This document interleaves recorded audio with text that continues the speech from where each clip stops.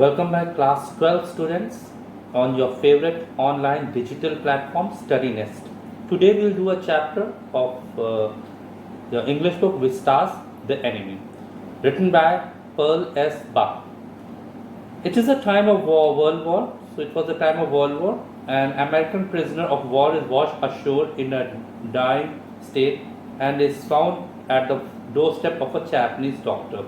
So an American prisoner, unfortunately, who was washed ashore in a dying state, he was about to die and he was found at the doorstep of a Japanese doctor. Before we start, I want to make sure that you people know that during the World War, Japan and this America were against each other. So they had a sort of an enmity between them. Now the dilemma is whether the doctor has to save this patient or he should hand over him to the army as a prisoner and show that he is a patriot, a patriotic person towards his country. तो ये विश्व युद्ध का समय है और आप सबको मालूम है जापान और अमेरिका में शत्रुता थी, दोनों में दुश्मनी थी। एक अमेरिकन सोल्जर सैनिक किसी तरह या युद्धबंदी कहेंगे, किसी तरह से आपके एक जापानीज डॉक्टर के घर के सामने आ जाता है समुद्र में बहते बहते।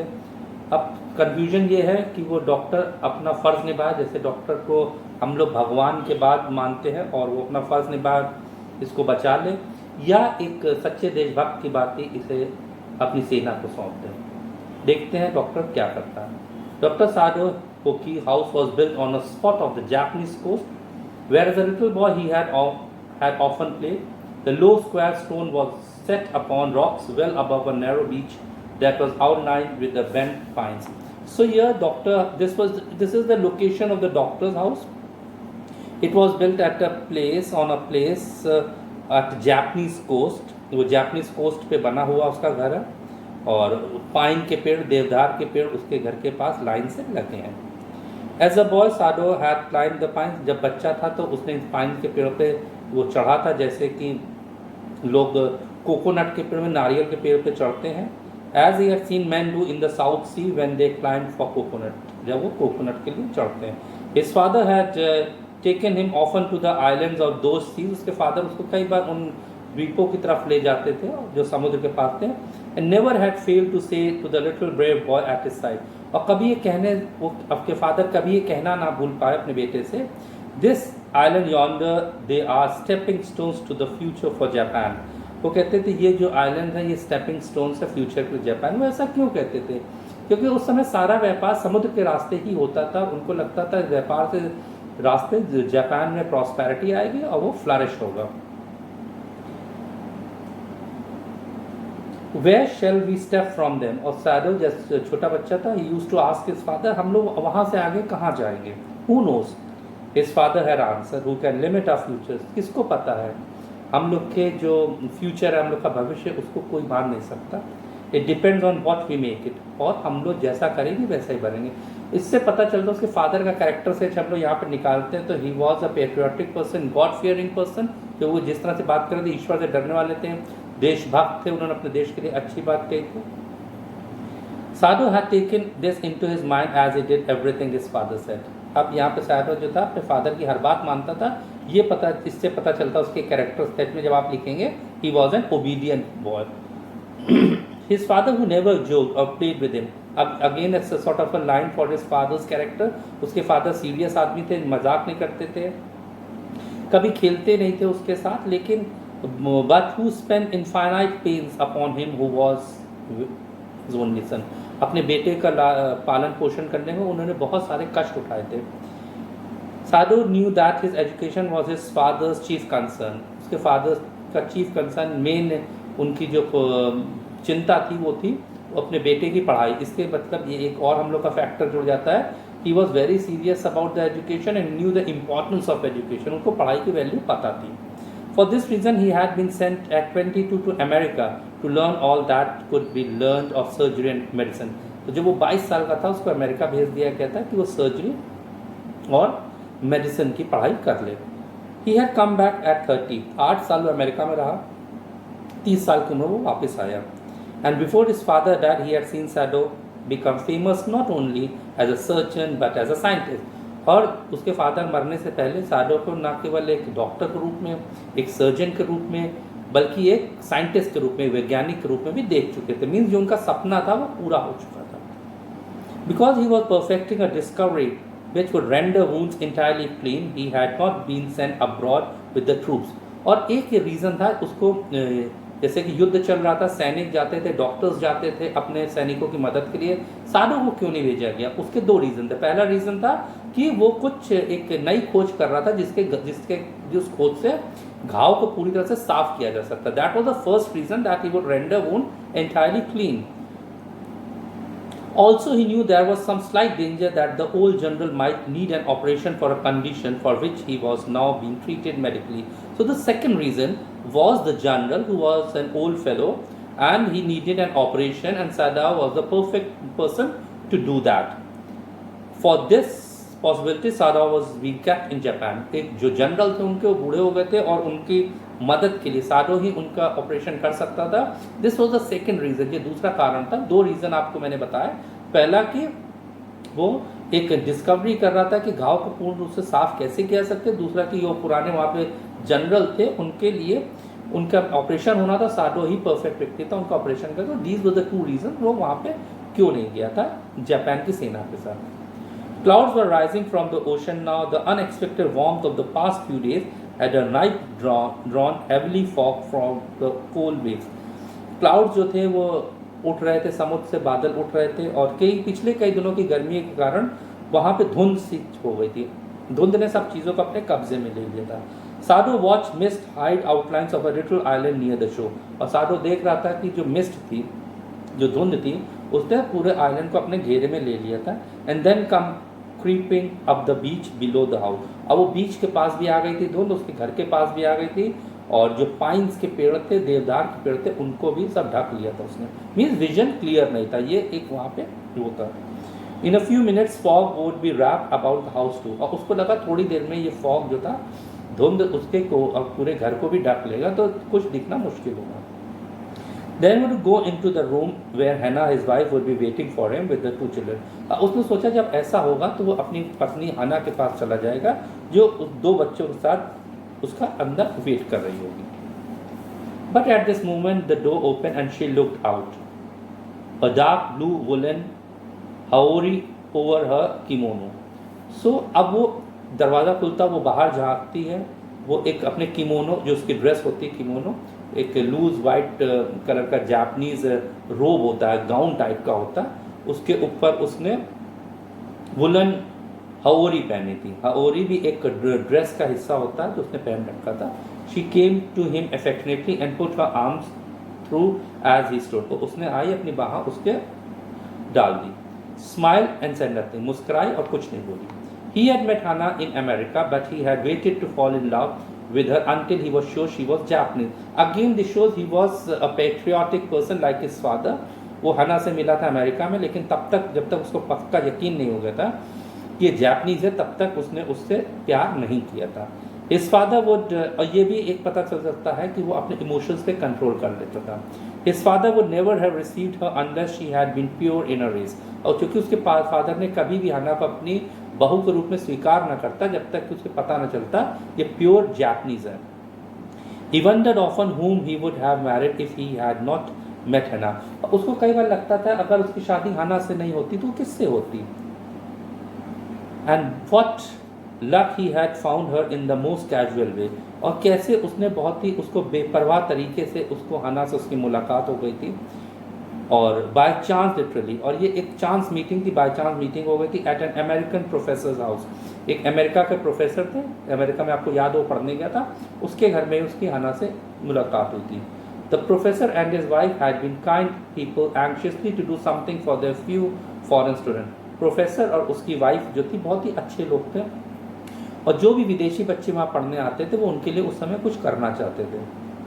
एंड द स्टूडेंट दो board had accepted his kindness. Student जो थे, जो विद्यार्थी थे, उनको मालूम था बहुत वो बोर हो चुके थे प्रोफेसर से, लेकिन फिर भी वो उनकी काइंडनेस, उनकी दयालुता को स्वीकार करते थे. Sado had often told Hannah how nearly he had not gone to Professor Ali's house that night, the rooms were so small, the food was so bad, the professor's wife was so valuable, but he had gone and there he found Hannah.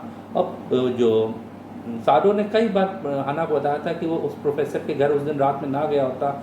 उसके घर में छोटे छोटे कमरे थे, professor घर में खाना भी बहुत अच्छा नहीं बना था, लेकिन जो और प्रोफेसर की वाइफ भी बहुत बात होनी थी, बहुत बात करती थी। जो सबसे अच्छी चीज़ हुई इन सब परेशानियों के बीच में उसको हना मिली, जो उसकी एक जो वहाँ पढ़ने आई हुई थी, और दोनों में प्यार हुआ और दोनों ने शादी कर ली। Now he felt her hand on his arm, उसको अब उसका हना का जो हाथ जो था अपनी बाह पे महसूस हुआ, and was aware of the pleasure it gave him, और उसको बहुत खुशी होती, शादी के इतने साल हो गए लेकिन आज भी अपनी पत्नी के साथ उसको बहुत खुशी मिलती थी। For they had not married heedlessly in America, उन्होंने जल्दबाजी में शादी नहीं करी थी, बहुत सोच समझ के शादी करी थी। They had finished their work at school and had come home to Japan, उन्होंने अपना काम पूरा किया था अमेरिका में, जापान वापस आए। When his father had seen the marriage had been arranged in the old Japanese, तब उसके फादर ने उस हना को देख लिया, उनको विश्वास होगा, जनरली बच्चे होता क्या वहीं से शादी करके आते हैं और आके अपने माता पिता को बताते हैं कि मैंने शादी कर ली, लेकिन ऐसा साडो ने नहीं किया। वो आया जापान वापस, अपने पिता को अपनी होने वाली पत्नी से मिलवाया, उनको पूरा यकीन हो गया जापानीज है, तब उन्होंने शादी की इजाज़त दी। Although Sada and Hannah had talked everything over beforehand, जबकि उन्होंने सारी बातचीत पहले कर ली थी। They were perfectly happy, और वो लोग बहुत खुश भी थे। She laid her cheek against his arm, उसने अपनी चीक, अपनी गाल उसके बाजू पे रख दी। It was at this moment that both of them saw something black came out of the mist. अचानक उनको लगा कुछ काली काली चीज जो है, जो धुंध से निकल के बाहर आ रही है। It was a man, वो एक आदमी था। He was flung up out of the ocean, flung it seemed, ऐसा लग रहा था उसको लहरों ने समुद्र से बाहर फेंक दिया। To his feet by a breaker, breaker में जो समुद्र की लहरें तट से लड़के लौटती हैं, तट की तरफ आती हैं, वो लहरें कहते हैं समुद्र में कोई डूबता नहीं, वो उसकी बॉडी को लेके वो वहाँ पे फेंक दिया था। He staggered a few steps, वो थोड़ा सा लड़खड़ाता है। कौन? वही जो आदमी जो परछाई को दिख रही थी। His body outlined against the mist, mist उसकी बॉडी पे एक आउटलाइन दिखाई थी जिससे फिगर दिख रहा था कि ये आदमी है। His arms above his head, उसने अपने हाथ अपने सर के ऊपर उठा रखे थे। Then he curled mist hid him again, और फिर वो थोड़ा सा लड़खड़ाता है, झूमता है, और फिर उसको मिस्ट कोहरा उसको धुंध ढक लेती है। Who is that? Hannah cried. हना बोलती कौन है ये? She dropped Sado's hand and they both leaned over the railing of the veranda. उसने साडो का हाथ छोड़ा और वो लोग वरांडा की जो रेलिंग थी, वरांडा में जो गलियारे में छज्जे पे खड़े थे, उससे नीचे झाँक के देखा। याद रहिए उनका घर बीच के ही पास था, समुद्र के पास। Now they saw him again, उन्होंने फिर उसको देखा। The man was on his hand and knees crawling, वो अपने पैरों पे और घुटने के बल क्रॉल कर रहा था। Then they saw him fall on his face and lie there, फिर वो अपने चेहरे के बल, मुंह के बल गिर जाता, वहीं लेटा रहता। A fisherman perhaps, Sado said. साडो कहता है कि हो सकता है कोई मछुआरा हो। Washed from his boat, जो अपनी बोट से गिर गया हो और पानी में। He ran quickly down the step and behind him Hannah came, her white sleeves flying. वो दौड़ के जाता है, उसके पीछे पीछे हना आती है, उसकी आस्तीनें जो थी हवा में उड़ रही होती हैं। A mile or two away on either side there were fishing village.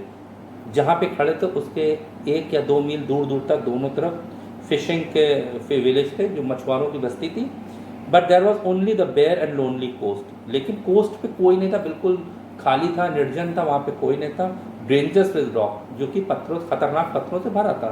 The surf beyond the beach was spike with rock, और जो एरिया था वो बिल्कुल खतरनाक पत्थरों से भरा था, नोकीले पत्थरों से। Somehow the man had managed to come through them. He must be badly torn. They saw when they came towards him that indeed it was so. जब उसके पास आए तो उन्होंने देखा कि वो क्या है। The sand on one side of him had already a stain of red soaking through. तो उसके पास उसके चोट लग गई थी, उसने रेत जो उसमें लगी थी उसके जख्म पे वो दिखा रही थी कि उसमें खून के भी निशान थे। He is wounded, Sado exclaimed. He made haste to the man who lay motionless. साडो ने कहा ये घायल है, उसने तेजी से उस आदमी की तरफ बढ़ा जो घायल पड़ा था। An old cap stuck to his head, soaked with sea water. He was in wet rages of garment. Sado stopped. Hannah at his side and turned the man's head. They saw the face. वो गए उस आदमी के पास, उसके चेहरे पे एक टोपी थी और उसके चेहरे की तरफ देखते ही वो जोर से हना चिल्लाए, अ वाइट मैन। वाइट मैन मतलब अंग्रेज। इस समय याद है आपको जापानीज की अंग्रेजों से ही लड़ाई चल रही थी। Yes, it was a white man. The wet cap fell away and there was his wet yellow hair. उसके चेहरे से वाली कैप गिर जाती है, उसका पीला जो उसके पीले रंग के बाल थे, गोल्डन कलर के बाल। As though for many weeks it had not been cut, ऐसे लगा था कई हफ्तों से उसके बाल नहीं कटे हुए। And upon is young and tortured face, उसका चेहरा तो जवान था। टॉर्चर्ड मीन्स उसको बहुत ही परेशान किया गया होगा, क्योंकि युद्ध बंदी था, उनको बहुत परेशान किया था, यातनाएं दी जाती हैं।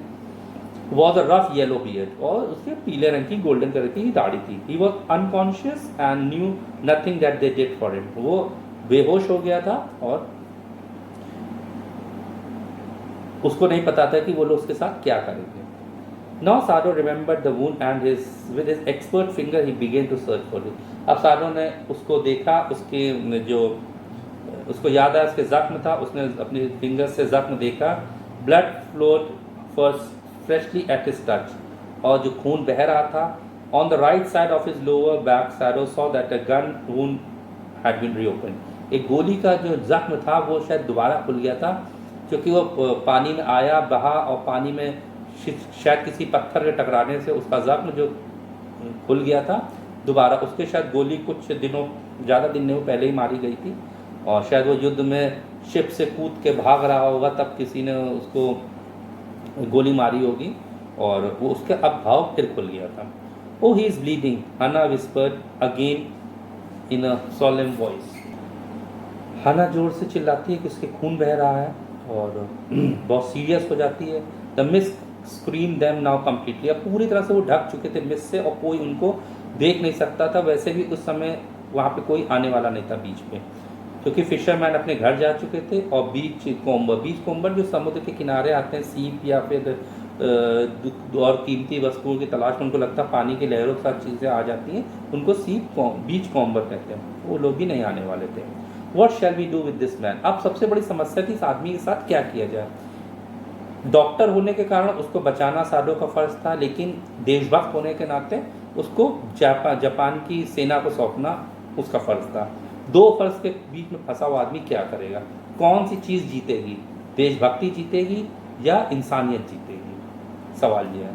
But his trained hand seemed of their own will to be doing what they could do to stand the fearful bleeding. और उसका ट्रेंड, उसको तो आदत थी, वो डॉक्टर था, सर्जन था ये सब काम करने के लिए, और उसने खून को रोकने की पूरी कोशिश करी। He pack the wound with the sea moss, उसने जो सी मॉस होती है, जो एल्गी होती है, जो काई टाइप की होती है, जो लग जाती है, उसको भर के घाव को भर दिया, और खून जो निकलना था वो बंद हो गया। आदमी जो था वो दर्द से एक बार कराया तो, लेकिन वो मूर्छित हो गया, फिर बेहोश हो गया। The best thing we could do would be to put him back in the sea, साडो said. साडो ने कहा इस आदमी को पानी में वापस फेंक देना चाहिए, यही हमें करना चाहिए। अब ये ऊपरी मन से कह रहा है, वो अपनी वाइफ का ओपिनियन भी लेना चाहता था, उसकी वाइफ क्या चाहती है। Yes undoubtfully but that would be the best. उसकी वाइफ भी कहती है हाँ यही सबसे अच्छा रहेगा। Hana said quietly but she continue to stay down. अब वो भी चाह रही है कि इसको बचा लिया जाए, लेकिन दोनों हस्बैंड वाइफ शायद एक दूसरे की प्रतिक्रिया जानना चाहते, ओपिनियन जानना चाहते हैं, इसलिए उनमें से कोई भी नहीं कहता इसको बचाओ। If he sheltered a white man in a house we should be arrested. अब वो कहता है अगर हम लोग ने एक वाइट मैन को अपने घर में शेल्टर दिया तो हम लोग को पकड़ा जा सकता है, क्योंकि हम एक उस समय जापान और अमेरिका के बीच में लड़ाई चल रही थी, और if he turn him as over as a prisoner he would certainly die. अगर हम लोग इसको एक प्रिजनर बंदी के रूप में जापानी सेना को सौंप देते हैं तो निश्चित मर जाएगा। अब दुविधा थी करा क्या जाए। The kindest thing would be to put him back into the sea, Hana said. हना कहती है उसको सबसे अच्छी चीज़ होगी पानी में वापस फेंक दिया जाए। But neither of them moved. Neither of them move मतलब दोनों बोल तो रहे हैं लेकिन करना नहीं चाह रहे। मीन्स अंतरात्मा उनकी कह रही है इसको बचाना चाहिए, इंसानियत यही कहती है इसको बचाना चाहिए। They were staring with a curious repulsion. उनके आंखों में नफरत है। Curious मतलब strange, repulsion मतलब नफरत की। और that inert figure, inert मतलब जो मूव नहीं कर रही है, उस फिगर को देख रहे हैं वो लोग। What is he? हना whispered. मीन्स वो कौन है, हना पूछती है। अ वाइट मैन तो अब किस देश का ये नहीं मालूम। There is something about him that looks American, इसकी लुक को देख के लगता है ये अमेरिकन है। Sadao said he took up the battered cap, उसने जो फटी टोपी थी उठाई, उसको देखा, उसमें हल्के से बिल्कुल फेंट लेटर में लिखा था अ सेलर, एक नाविक। फ्रॉम एन अमेरिकन वॉरशिप, एक अमेरिकन वॉरशिप से ये आया है। He spelled it out, US Navy, US Navy का वो एक सैनिक था या फिर युद्धबंदी था, जो भी था वो भाग के आया, कूद के आया शिप से। The man was a prisoner of war, वो युद्धबंदी में था और शायद किसी जापान की उसको उसमें ले जा रहे होंगे और वो वहाँ से कूद के भागने की कोशिश करी होगी उसने और इसलिए पानी में आ गया। ही हैड एस्केप, वो भाग के आया है। हना क्राइड सॉफ्टली, हना ने धीरे से कहा, and what that is why he is wounded, इसीलिए उसके ये जख्म है। In the back, Sadao agree, Sadao ने कहा हाँ इसके पीठ में चोट है। They hesitated looking at each other, दोनों एक दूसरे को देख रहे थे। As I told you they both wanted to do something and they had a different opinion as well, वो करना कुछ चाहते थे, उनकी सोच कुछ और कह रही थी। दोनों ने एक दूसरे तरफ देखा।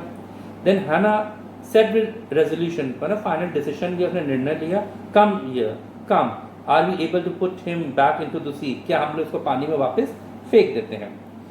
If I am able are you, Sadao पूछता है अगर मैं फेंक देता हूं तो क्या तुम फेंकना चाहती हो। No, Hana said, but if you can do it alone, अगर तुम अकेले फेंक सकते हो तो फेंक दो। Sadao hesitated again, the strange thing is, उसने कहा, वो थोड़ा सा हेजिटेट होता है और कहता है स्ट्रेंज बात ये है that if the man were whole I could turn him over to the police without difficulty, अगर ये संपूर्ण आदमी होता, पूरा आदमी होता, तो हम लोग इसको पानी में फेंक देते हैं, सॉरी इसको पुलिस को दे देते। मीन्स अगर ये घायल ना होता तो इसको पुलिस को पकड़ दे देते, हैंड ओवर कर देते। आई केयर नथिंग फॉर हिम, मैं इसकी कोई भी इसकी चिंता नहीं करता हूँ, मेरा दुश्मन है ये। इनफैक्ट सारे अमेरिकन मेरे दुश्मन है और ये भी उनमें से एक है।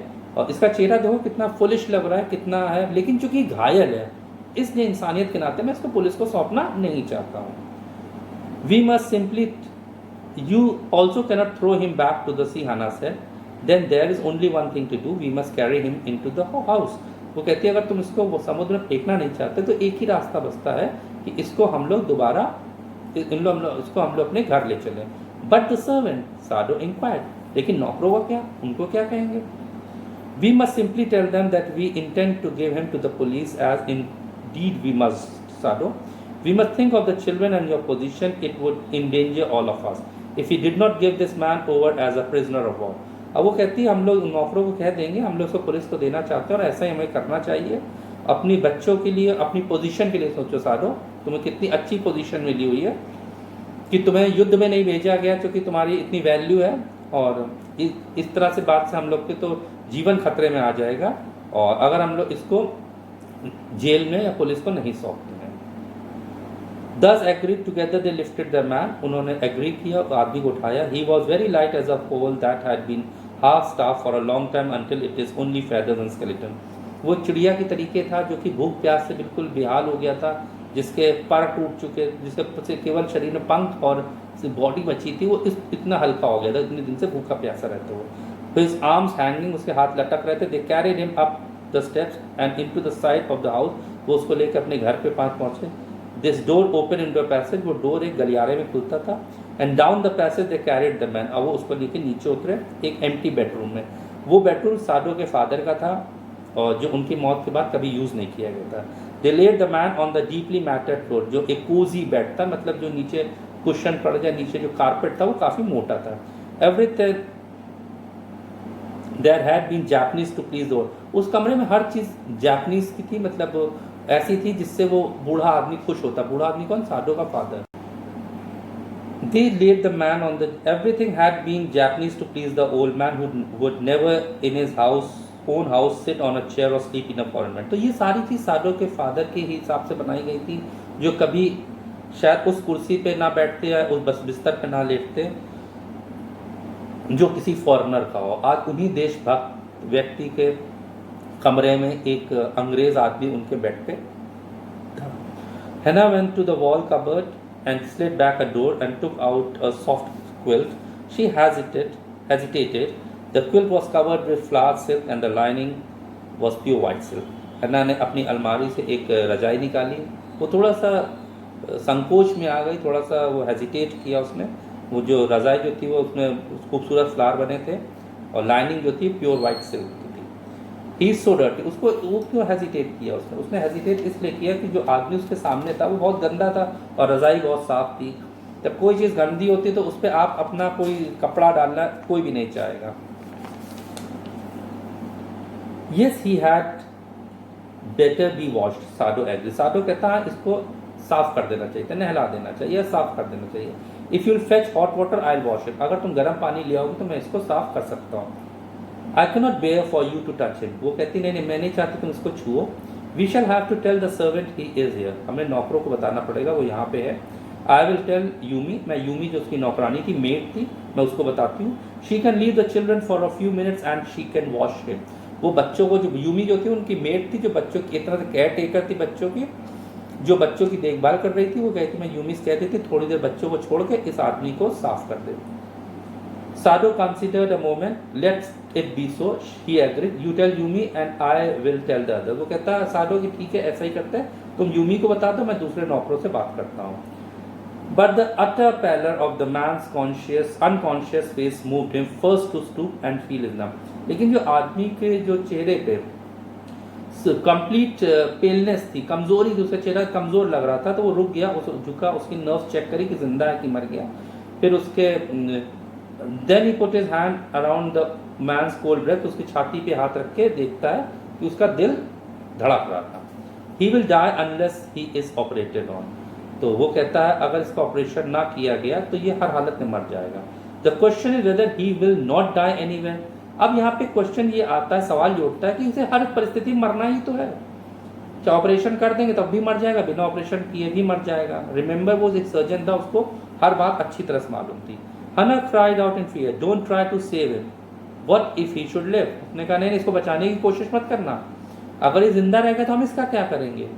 What if he should die, और मर गया तो इसका क्या करेंगे, ये साडो का प्रश्न था। He stood gazing down on the motionless man, वो उस आदमी की तरफ देख रहा था जो कि बिल्कुल मोशनलेस, बिल्कुल निर्जीव पड़ा हुआ था। This man must have extraordinary vitality or he would have been dead by now. So this man, according to this man must be having some extraordinary strength. उसके पास कोई असाधारण शक्ति रही होगी कि वो अभी तक गोली लगी और फिर भी पानी में बह रहा, अभी तक बचा हुआ है। But then he was very young, एक बात थी कि उसके अंदर चूंकि वो जवान था इसलिए उसके अंदर शायद सहने की शक्ति ज़्यादा होगी। परहैप्स नॉट येट 25, अभी 25 साल का भी नहीं हुआ था वो। You mean die from the operation, तुम्हारा मत क्या मतलब है, ऑपरेशन से मर जाएगा, हन्ना ने पूछा। Yes Sado said. Hannah considered this doubtfully and when she did not answer Sado turned away. Hannah ने सोचा, जब तक उसने जवाब नहीं दिया तो साडो ने उससे कहा at any rate something must be done with him, इसके साथ कुछ ना कुछ तो करना ही होगा, इसको ऐसे पड़े तो रहने दे नहीं सकते, अब इसको यहाँ लाए क्यों थे, शायद बचाने के लिए लाए थे। And first he must be wash, और सबसे पहला काम जो करना है इसको नहलाना धुलाना, मतलब साफ करना है। He went quickly out of the room and Hanna came behind him, वो कमरे से बाहर जाता है, हन्ना उसके पीछे आती है। She did not wish to be left alone with the white man, वो उस गोरे आदमी साथ अकेले रहना नहीं चाहती थी। He was the first she had seen since she had left America, ये पहला गोरा आदमी था जिसने उसने अमेरिका में तो सारे गोरे होते हैं अधिकतर, और गोरे काले दोनों ही होते हैं, मींस उसने पहला अमेरिकन जो देखा था अमेरिका छोड़ने के बाद। अब और जब से अमेरिका में थी तब तो कई अमेरिकन से मिली थी, लेकिन आज उसका उनसे कोई भी नाता नहीं था। आज वो उसके जो उसके सामने पड़ा था वो उसका दुश्मन था, एक खतरा था, चाहे जिंदा हो या मर जाए तो भी उसकी बॉडी कहाँ फेंके, जिंदा है तो उसका क्या करेंगे, खतरा ये था। She turn to the nursery and called Yumi, वो नर्सरी जहाँ पे उसके बच्चे, नर्सरी होते हैं जहाँ पे छोटे बच्चे रहते हैं, उसने अपनी और मेड को पुकारा Yumi. But the children heard a voice and she had to go in for a moment and smile at them, लेकिन जब उसने आवाज़ सुनी तो बच्चों ने उसकी आवाज़ सुन ली, और उसकी आवाज़ सुन के शायद बच्चे रोने लगे तो उसको अंदर जाना पड़ा, और अपने बेटे के पास जो कि लगभग 3 साल का था, 3 महीने का था, उसके पास वो पहुँचती है। Over the baby soft black hair she motion with her mouth, और जो बच्चे के काले बाल थे उसके पास अपना मुंह रख के इशारा किया उसने अपनी नौकरानी को कि मेरे साथ आओ। She went with Yumi into the bedroom next to the nursery and stood with the boy in her arms, वो यूमी के साथ अपने बेडरूम में जाती थी, नर्सरी के बगल में ही था, और वो अपने बेटे को अपने हाथ में लिए थी, जबकि यूमी जो थी उसने स्लीपिंग क्विल्स ज़मीन पे गद्दे बिछा दिए लेटने वाले और बेबी को उस पर लिटा दिया। Then Hanna led the way quickly and softly to the kitchen. Hanna जो थी वो किचन में चली गई। The two servants were frightened at what their master had just told them. उनके मास्टर ने जो बताया था इस सुन के वो दो नौकर वहाँ पे और थे, वो बिल्कुल घबराए हुए थे। उनमें से एक नौकर था ओल्ड गार्डनर, एक माली जो था जो बगीचे में काम करता है, who was also house servant, वो घर के काम भी करता था। Pulled the few hairs on his upper lips, उसने अपने मूंछों के ऊपर के जो बाल थे कुछ नोच रहे। The master ought not to heal the wound of this white man, उसने कहा, he said bluntly to the bluntly to Hannah, उसने frankly बिल्कुल स्पष्ट रूप से हैना से कहा, मास्टर को, मेरे मालिक को इस आदमी का इलाज नहीं करना चाहिए, इसके जख्म का इलाज नहीं करना चाहिए। The white man ought to die, इस आदमी को तो मरना ही है। First he was shot, पहले ये गोली से मर जाता।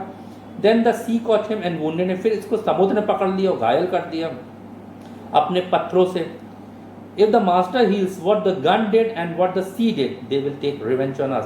अगर मास्टर ने इसके इलाज किया तो सी, समुद्र और गन दोनों नाराज हो जाएंगे। अब यहाँ पे वो जो ओल्ड गार्डनर है वो सिंपल है, सुपरस्टिशियस है, अंधविश्वासी है ना। वो जो सीधे लोग होते हैं वही अधिकतर अंधविश्वास को पालते हैं। तो यहाँ पे लगता है वो सीधा भी था, अंधविश्वास भी था, बुजुर्ग भी था। तो उसने कहा अगर हम लोग इसको मास्टर इसको सही करेंगे तो समुद्र, स्पेशली समुद्र, गन का तो नहीं कह सकते लेकिन समुद्र हम लोग से बदला ले सकता है। I will tell him what you say, Hanna replied Curtly. हैना ने बिल्कुल शांति से, बिल्कुल प्लीज्ड वे में एक उसको रिप्लाई दिया कि मैं आपकी बात अपने आपके मालिक से कह दूंगी। But she herself was also frightened, लेकिन वो भी थोड़ा सा डर गई थी। Although she was not superstitious as the old man was, वो old man उस बूढ़े आदमी का सुपरस्टिशियस अंधविश्वासी नहीं थी। Could it ever be well to help an enemy? लेकिन उसकी परेशानी की वजह दूसरी थी। उसको लगा कि एक अपने दुश्मन को बचाना क्या सही होगा। Nevertheless, she told Yumi to fetch the hot water. फिर भी उसने यूमी से कहा गर्म पानी लेके आओ and bring it to the room where the white man was. उस कमरे में लेके आओ जहाँ पे वो गोरा आदमी लेटा हुआ था। She went ahead and slid back the partition. जो पार्टीशन था कमरे में उसने उसको उधर किया। सादो was not here there, अभी सादो वहाँ पे नहीं था। यूमी फॉलोइंग, यूमी उसके पीछे पीछे आ रही थी। Put down her wooden bucket. Japanese लोग की बकेट भी वुडन होती है और उनके घर में वुड का बहुत सामान होता है, और तो इसीलिए उसकी वुडन बकेट में वो पानी लाई थी, उसने बकेट नीचे रखी। Then she went over to the white man, और वो वाइट मैन उस अंग्रेज आदमी के पास पहुंची। When she saw him her thick lips folded themselves into stubbornness, और जब उसने उस आदमी को देखा तो उसके मोटे मोटे होठ थे, एक तरह से उसने जिद कर ली थी, बिल्कुल स्टबर्न हो गई थी। I have never washed a white man, मैंने कभी किसी गोरे आदमी को साफ नहीं किया है, और मैं and I will not wash so dirty one now, और मैं इस गंदे आदमी को जो इतना गंदा है इसको आज भी साफ नहीं करूंगा, अब भी नहीं करूंगा, मैंने कभी नहीं किया। अब वो इसीलिए जिद आ गई उसके अंदर। Hannah cried at her severely, you will do what your master command you, तुम, हन्ना ने उससे कहा सिवियरली, कठोरता से, तुम वही करोगी जो तुम्हारा मास्टर तुमसे कहे, भाई तुम मेरे नौकर हो। There was so fierce a look of resistance upon Yumi's round dull face that Hannah felt unreasonably afraid, और जो यूमी थी उसके चेहरे पे, गोल चेहरे पे एक ऐसी विरोध की भावना आ गई, कितनी वो ऐसे लग रहा था गुस्से में आ गई है, जिसको देख के कि हन्ना को भी पता नहीं क्यों अचानक डर लगने लगा उसका चेहरा देख के। After all if the servant would report something that was not as it happened, उसे ये लगा कि सर्वेंट जाके कुछ ऐसा ना बता दें पुलिस को जो कि हुआ ही नहीं है। हकीकत में तो इन्होंने कुछ नहीं किया है, इन्होंने केवल उस एक घायल आदमी को अपने घर लाए हैं। Very well, she said with dignity, sorry, उसने ग्रेस के साथ, उसने सौम्यता के साथ इस बार कहा, you understand we only want to bring him to his senses, तुम जानते हो हम लोग केवल इसको होश में लाना चाहते हैं, so that we can turn him over as a prison, ताकि हम लोग इसको कैदी के रूप में पुलिस को सौंप सकें। I will have nothing to do with it, Yumi said, I am a poor person and it is not my business, इससे मेरा कोई वास्ता नहीं यूमिन का, मैं गरीब महिला हूँ, व्यक्ति हूँ, और मेरा काम नहीं है। Then please, Hanna said gently, return to your own work, फिर हन्ना ने धीरे से कहा कि तुम जाओ अपने जो काम कर रही थी करती रहो। At once Yumi left the room और यूमी चुपचाप कमरे से बाहर चली गई. But this left Hannah with the white man alone. अब हना उस white man के साथ अकेले रह गई. She might have been too afraid to stay had not her anger at Yumi's stubbornness not sustained her. अब वो वहाँ पे शायद रुकी ना होती अगर उसके अंदर जो गुस्सा था, जो यूमी की stubbornness, जो यूमी के जो डिटर्मिनेशन था, जो उसकी जिद थी यूमी की कि उस आदमी साफ नहीं करेगी, उसके पीछे जो हना को गुस्सा आ रहा था, शायद उसी गुस्से के कारण वो मजबूर होकर उस कमरे में थी, नहीं तो वो आदमी साथ कभी अकेले ना रहती. Stupid Yumi, she मटर्ड fiercely. उसने वो गुस्से में चिल्लाई कि बेवकूफ औरत है. Is this anything but a man? क्या ये कोई और नहीं, इंसान है, कोई भूत थोड़ी है. And a wounded helpless man, एक घायल लाचार आदमी है, ऐसा होता है. तो इसका लगता है कि उनके मन में उस आदमी के लिए कुछ कहीं ना कहीं दुख दर्द था और इंसानियत उनके अंदर जाग रही थी. लेकिन क्या वो उस आदमी की मदद करेंगे? उस आदमी की मदद करेंगे तो कैसे करेंगे? क्या नौकर जाके पुलिस को नहीं बताएंगे? वो ठीक हो जाएगा तो उसका क्या करेंगे? क्या ये देशद्रोह नहीं है? इन सब का जवाब हम लोग ढूंढेंगे जब will do the second part of this chapter. Second part, two chapters in only one part only, but because very lengthy, so I have divided it into 2 or 3 parts. So we will do in the second part, find the answers of the questions in the second and the third part. Thank you till then, and don't forget to subscribe the channel. Thank you.